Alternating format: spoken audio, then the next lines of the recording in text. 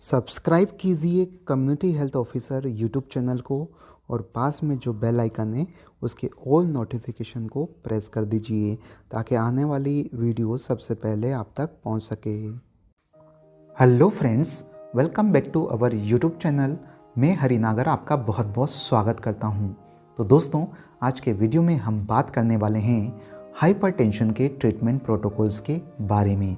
यानी कि जब भी कोई व्यक्ति हाइपरटेंशन से सफ़र पाया जाता है तो उस कंडीशन में हमको किस प्रकार के ट्रीटमेंट प्रोटोकॉल्स फॉलो करने होते हैं, यानी कि इंस्ट्रक्शन फॉलो करने होते हैं। तो दोस्तों, ट्रीटमेंट के प्रोटोकॉल्स को जानने के लिए बने रहिए इस वीडियो के अंत तक।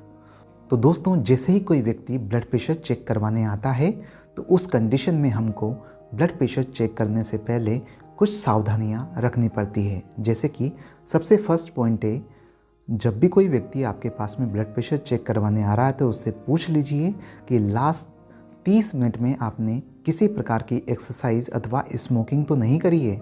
अगर करी है तो उसको 30 मिनट के लिए वेट करने के लिए बोलिए, उसी के बाद में उसका ब्लड प्रेशर लीजिए। अगर आप ऐसा नहीं करते हैं तो उस कंडीशन में उसका ब्लड प्रेशर बढ़ा हुआ आएगा। अगर नहीं करी एक्सरसाइज तो आप ब्लड प्रेशर चेक कर सकते हैं। उसके अलावा दूसरा पॉइंट है, पेशेंट को आरामदायक पोजीशन में चेयर के ऊपर बिठा दीजिए और पीछे की तरफ उसको सपोर्ट प्रोवाइड करना चाहिए बैठते वक्त, और साथ ही बैठते वक्त पैरों को आपस में क्रॉस नहीं करना चाहिए। अगर आपस में क्रॉस करके बैठेंगे तो उसका जो ब्लड प्रेशर होगा वो बढ़ा हुआ दिखाई देगा। यानी कि पैरों को बिल्कुल सीधा रखिए। और जब भी ब्लड प्रेशर चेक करते हैं तो वहाँ का जो इन्वायरमेंट है शांत होना चाहिए और ना ही पेशेंट को किसी प्रकार की बातचीत उस समय करना चाहिए। और जब भी ब्लड प्रेशर का जो कफ होता है वो अप्लाई करते हैं तो कपड़ों के ऊपर कभी भी ब्लड प्रेशर कफ अप्लाई नहीं करना चाहिए, उससे बढ़ा हुआ ब्लड प्रेशर दिखाई देता है। तो जब भी ब्लड प्रेशर चेक करते हैं तो जिस हाथ से आप ब्लड प्रेशर चेक कर रहे हैं उस हाथ के कपड़े को रिमूव करवा दीजिए। उसके अलावा जो ब्लड प्रेशर का कफ होता है वो अच्छा होना चाहिए, थोड़ा लेंथी होना चाहिए, उसकी जो चौड़ाई है वो अच्छी होना चाहिए। उससे आपका जो ब्लड प्रेशर होगा वो करेक्ट आएगा। और साथ ही जब भी आप ब्लड प्रेशर चेक करते हैं तो ब्लड प्रेशर को हमेशा 2 बार चेक करिए, और जो सबसे कम रीडिंग आती है उसको आप कंसीडर कर सकते हैं, अथवा दोनों ब्लड प्रेशर का आप एवरेज कंसीडर कर सकते हैं। यदि दोनों रीडिंग के बीच का डिफरेंस 10 mmHg से ज़्यादा आता है तो उस कंडीशन में आपको ब्लड प्रेशर दोबारा से चेक करना है। और साथ ही अगर ब्लड प्रेशर नॉर्मल आता है तो कोई प्रॉब्लम नहीं है। अगर ज़्यादा आता है नॉर्मल से, यानी कि प्री हाइपरटेंशन स्टेज में है, यानी कि सिस्टोलिक ब्लड प्रेशर 120 से 139 है और डायस्टोलिक ब्लड प्रेशर 80 से 89 mmHg है, तो उस कंडीशन में इस ब्लड प्रेशर को आप लाइफ स्टाइल मॉडिफिकेशन के द्वारा चेंज कर सकते हैं या कम कर सकते हैं। अब लाइफ स्टाइल मॉडिफिकेशन में क्या क्या चीज़ें आती है, जैसे कि सबसे फर्स्ट है डाइट चेंज, यानी कि आप अपनी डाइट में चेंज करके भी ब्लड प्रेशर को कम कर सकते हैं। अब डाइट में क्या चेंज करना है, जैसे कि सोडियम की मात्रा आपको कम लेनी है, और जब भी आप खाना खाते हैं तो उस खाने में हरे पत्तेदार सब्जियों का उपयोग करना चाहिए, फ्रूट्स की मात्रा ज़्यादा लेना चाहिए, सलाद ज़्यादा खाना चाहिए, और जो भी प्रोसेस्ड फूड होते हैं उसका इस्तेमाल कम करना चाहिए। प्रोसेस्ड फूड यानी कि इस प्रकार के फूड जो कि केमिकल रिएक्शन के द्वारा उसके गेस्चर को, उसके टेक्सचर को, उसके कलर को चेंज कर दिया जाता है, तो वो हमारे हेल्थ के लिए नुकसानदायक होते हैं। तो उस कंडीशन में प्रोसेस्ड फूड का इस्तेमाल बिल्कुल कम कर देना चाहिए। और दूसरा चीज़ आता है फिज़िकल एक्टिविटी के द्वारा, यानी कि आप अगर एक्सरसाइज करते हैं तो उसकी वजह से भी आपका ब्लड प्रेशर कम होने लगता है।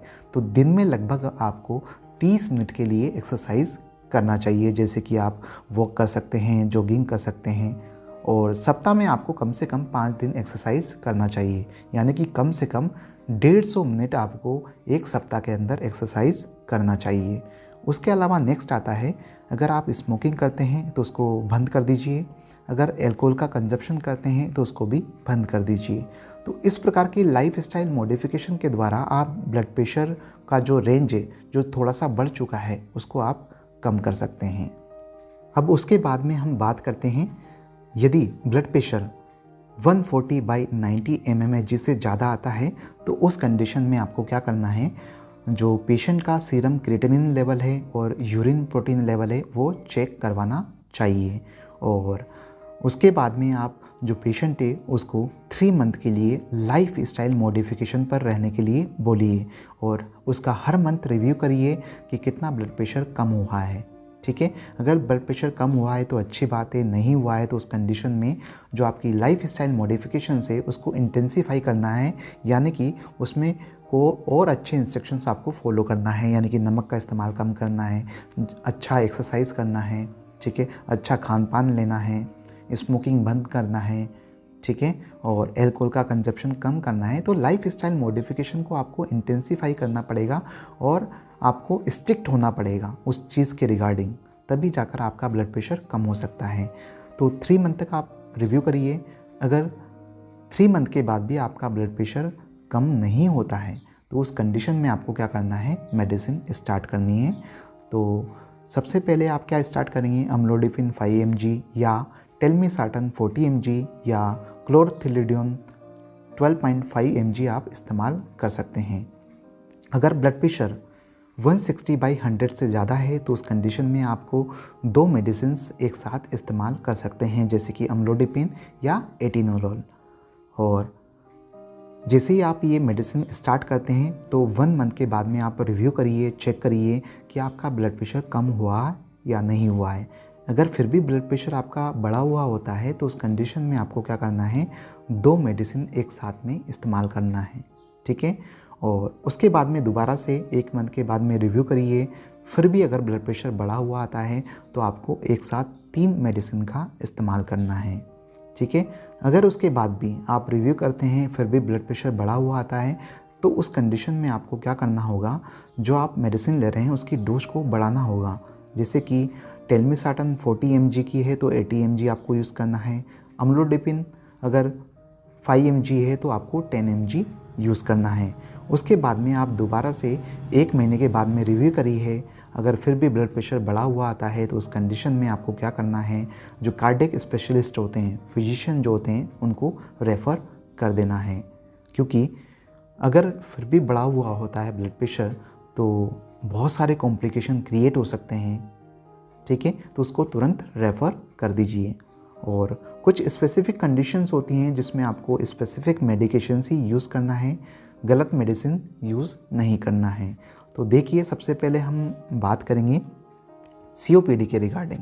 तो COPD में कौन सी मेडिकेशंस हम यूज़ कर सकते हैं।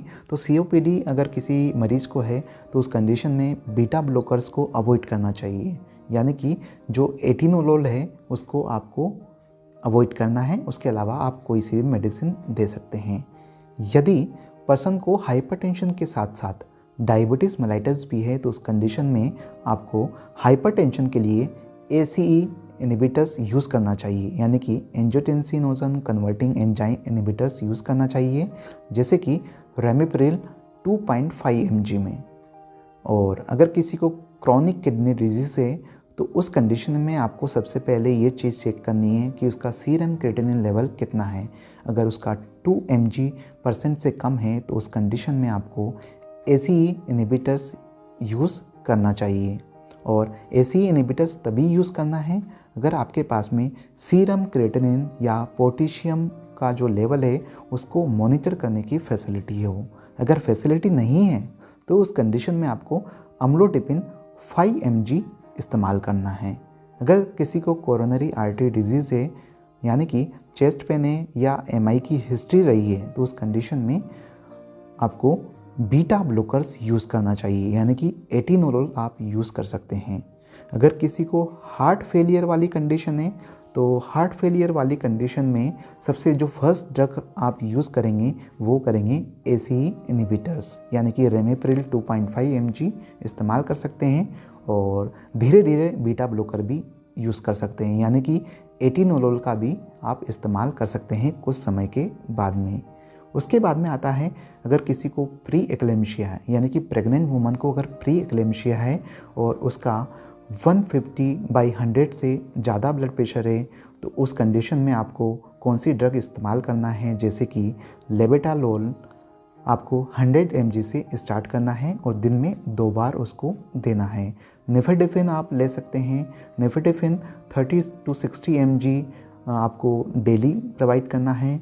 मिथाइल डोपा 250 mg 2 से 3 बार आपको दिन में देना है। और आपको क्या चीज़ अवॉइड करना है, यानी कि कौन सी मेडिसिन आप अवॉइड कर सकते हैं, तो प्री एक्लेम्पसिया वाली कंडीशन में ACE इनहिबिटर्स आपको अवॉइड करना है, या एंजियोटेंसिनोजन रिसेप्टर ब्लॉकर जो होता है वो भी अवॉइड करना है। अगर किसी को क्रोनिक किडनी डिजीज़ है या डायबिटीज़ की कंडीशन है तो उसमें ये चीज़ देख लीजिए कि प्रोटीन यूरिया है या नहीं। अगर है तो उस कंडीशन में आपको ACE इनहिबिटर्स प्रेफर करना है, एंजियोटेंसिनोजन रिसेप्टर ब्लॉकर्स प्रेफर करना है। लेकिन उसके लिए आपको ये चीज़ कंफर्म करनी होगी कि आपके सेंटर में पोटेशियम और क्रिएटिनिन लेवल को मॉनिटर करने के लिए फैसिलिटी है या नहीं, तभी यूज़ करना है। अदरवाइज़ आप अम्लोडिपिन यूज़ कर सकते हैं।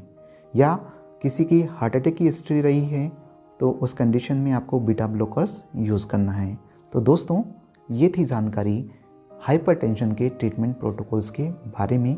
तो दोस्तों, आशा करता हूँ आपको ये हमारा वीडियो अच्छा लगा होगा, यूज़फुल लगा होगा। अगर अच्छा लगा है तो प्लीज़ वीडियो को लाइक कीजिए, शेयर कीजिए, और किसी भी प्रकार की क्यूरीज हैं तो कमेंट बॉक्स में जाइए, कमेंट करिए। Thank you so much.